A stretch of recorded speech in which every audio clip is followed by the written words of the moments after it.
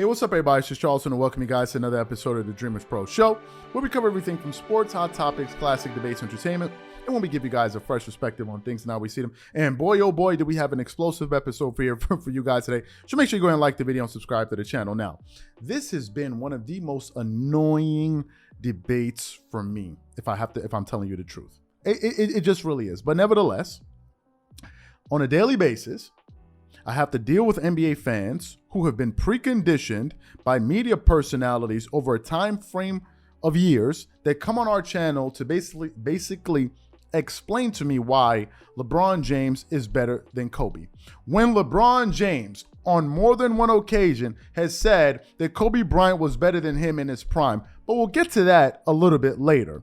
Now, just earlier today, it was earlier this morning, I was listening to a segment, or rather watching a segment on First Things First. Chris Broussard, Nick Wright, and Wiles. And they had their guest on there, Rick Bucher, who comes on the show probably once or twice a week, I'm not sure. And basically what the panel was doing was reacting to Nick Wright's top 50 players in the last 50 years, NBA players in the last 50 years. And on that list, Nick Wright had Kobe Bryant ranked as the 6th greatest player of all time. And during that segment, I think Nick thought that Rick was somehow going to just, agree with him.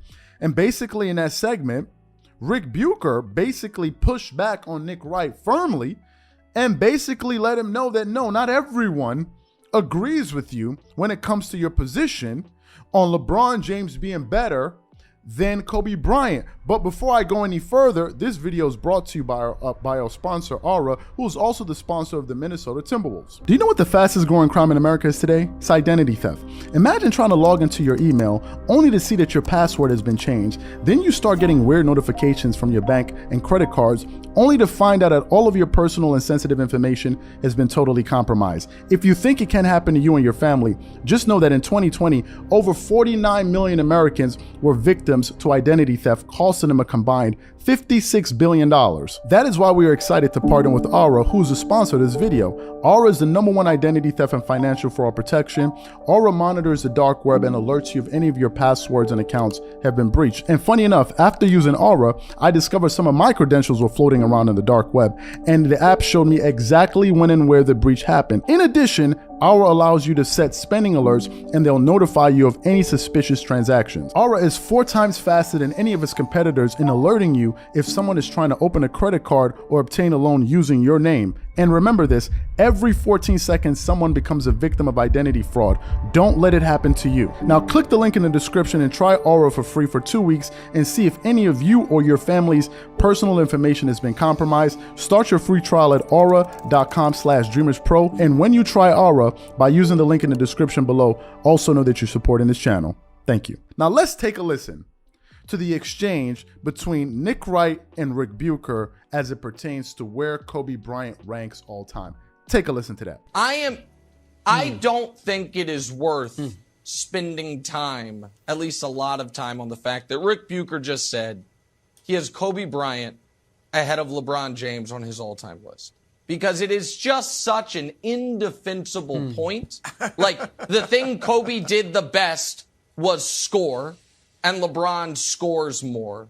The thing Kobe theoretically is better than LeBron at is shooting, except LeBron has a better efficiency. Oh, Nick, that's on layups, except he also shoots a better three-point percentage. The thing Kobe did the best was clutch shots, except LeBron has 5 playoff buzzer beaters, and Kobe has 1. And that disregards the fact that everything else to do with basketball, LeBron was better at it.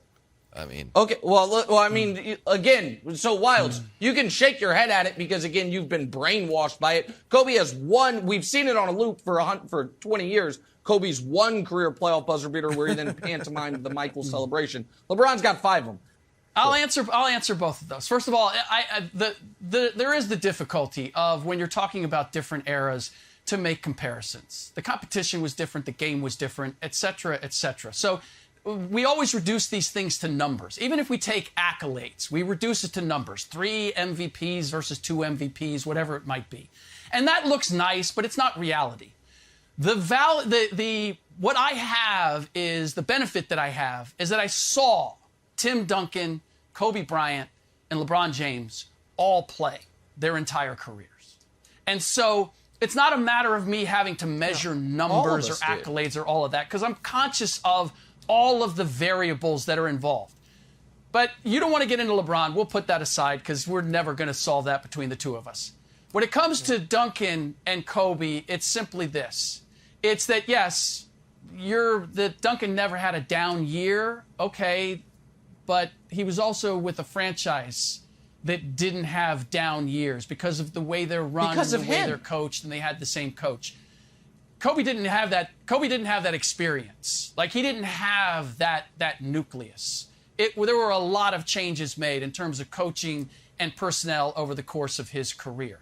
I simply look at the accomplishment of winning 3 in a row and then 2 in a row, and how difficult that is physically and mentally. And that's one of the downsides of when I look at Duncan and the Spurs, is that they never won back-to-back championships. They never dominated beyond one season. And knowing the toll that takes, the challenge that is, that stands as a huge, huge accomplishment. And I also believe that Kobe is vastly devalued for his contribution and what he meant to the first three-peat team with the Lakers. Kobe was as much the closer as Shaq was the starter on that team. And whether it was in the finals or whether it was during the regular season, Kobe was as important to those championships as Shaquille O'Neal was. And I feel like as if as we move on, it has become he was definitely the second banana and he was riding Shaq's coattails. And I will never give in to the idea of that. Now let's get into this. I have a lot of time today, and I'm really going to take my time with this one. And I'm going to try to address as many points as I can. Let's get into this. The number one reason I can never take Nick Wright seriously on this issue is because this is the same Nick Wright that believes that LeBron James is better than Michael Jordan. Anyone, I'm going to say it again, anyone that thinks that LeBron James is better than Jordan, I can never take you seriously ever when you're talking basketball. That's the very first thing. That's where I start. That's the bedrock. That's my predisposition. That's why I begin. If you believe with a straight face that LeBron James is a better basketball player than Michael Jordan, I cannot take you seriously. So that's the first thing. That is the first thing. Number 2, let's listen to LeBron in 2009 when he sat down with 60 Minutes and he had been in the NBA for about 7 seasons. Let's listen to LeBron James tell the audience when he was asked who the best player in the world was. Take a listen to LeBron James explaining who the best player in the world was and explaining why that was the case. Take a listen. Who's the best player in the NBA? Kobe Bryant. Better than you? I would have to say right now. He's a really, really good player. Individually, he has some of the best skills that the NBA has ever seen in history. And he's shown year after year after year why he continues to be one of the best players in our league. I'm getting better, though. Now, what you just heard was LeBron James. It wasn't me. It wasn't Rick Bucher. It was LeBron James basically saying that Kobe Bryant was better than him. Now, Nick Wright said at no point during Kobe Bryant's career was he ever the best player. But then the player that he thinks is better than Jordan just sat down and said, or had said, that Kobe Bryant was better than him. So what is going on, Nick? Who should I believe, you or LeBron? I think I'll go LeBron on this one. So that's the first thing. That's the first thing. The second question is this. I want the audience members that are watching this video that believe that that believe that LeBron is better than Kobe, please, in your comments, when you're disagreeing with me, can you please leave the soundbite where Kobe Bryant said that LeBron was better than him, please? Can you find that soundbite for me? and post it, you will never find it. Do you know why? Because it never existed. You know why? Because Kobe never thought that.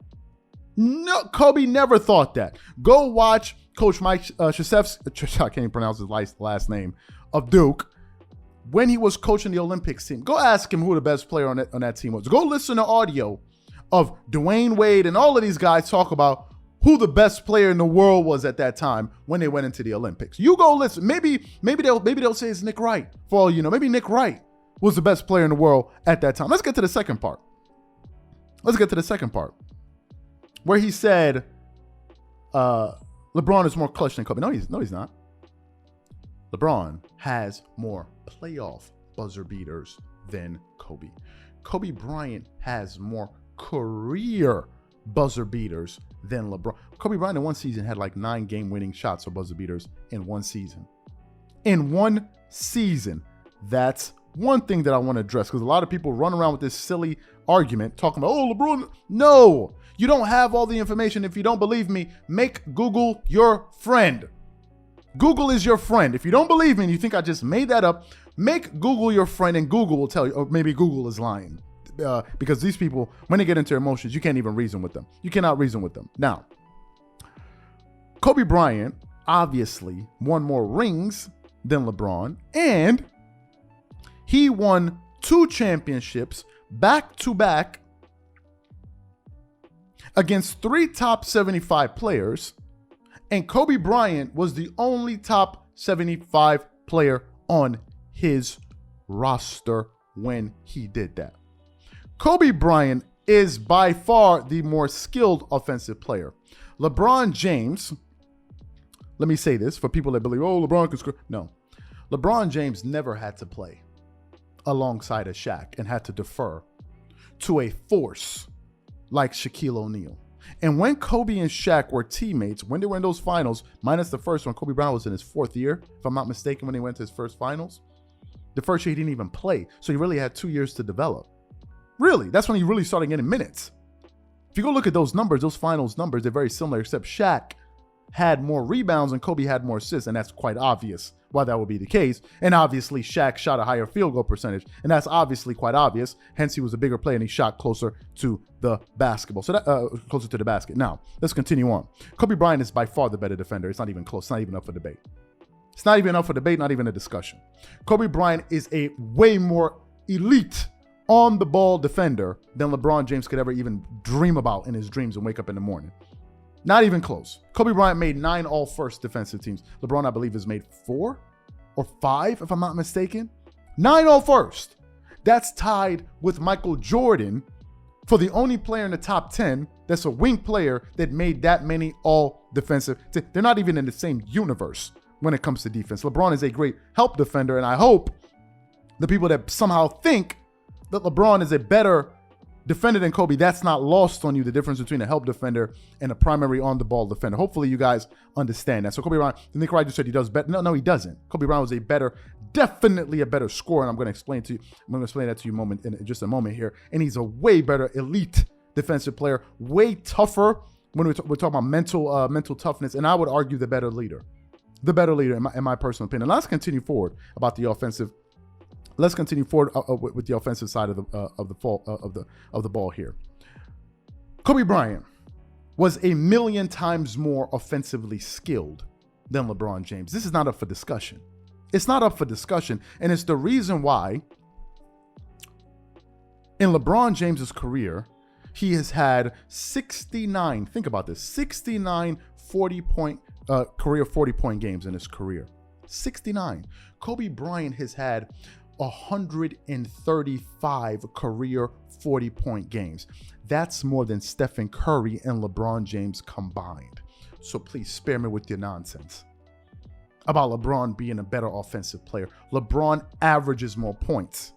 That doesn't mean he's a better offensive basketball player. That's the first thing. Secondly, LeBron James has 14 50-point games. LeBron has 14. Kobe Bryant has 25.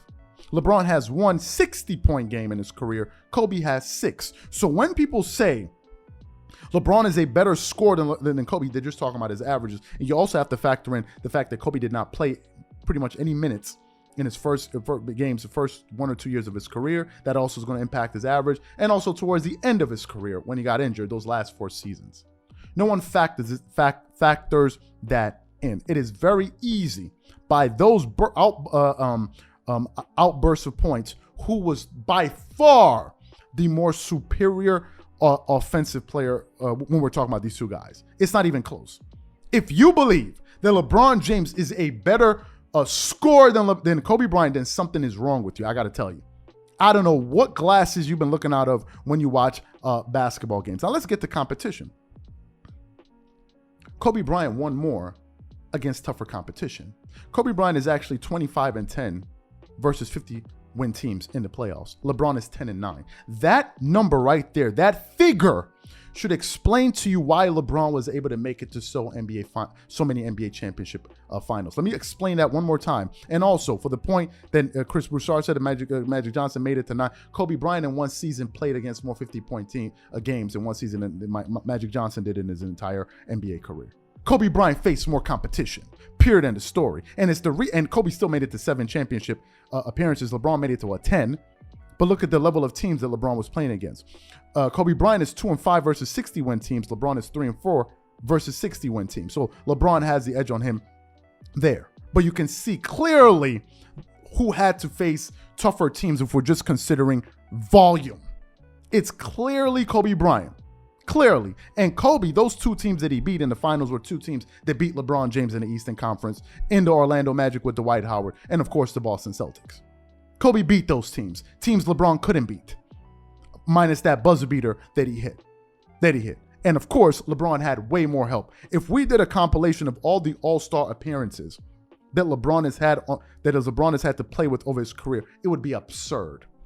LeBron has had way more help than anybody else. Not just even Kobe Bryant, than anybody else. Kobe Bryant has been a part of a three-peat. What three-peat has LeBron been a part? LeBron hasn't even three-peated once. And you dweebs are out there talking about he's better than Jordan. This is why I said, anybody that thinks LeBron is better than Michael Jordan, you are on something warm. I cannot understand your line of thinking when it comes to that. And finally, let me address the argument of efficiency. There are 2 simple reasons why LeBron is a more efficient basketball player from the floor than Kobe Bryant. And it has nothing to do with LeBron being better than Kobe Bryant. Absolutely nothing. Absolutely Nathan. Nothing. First of all,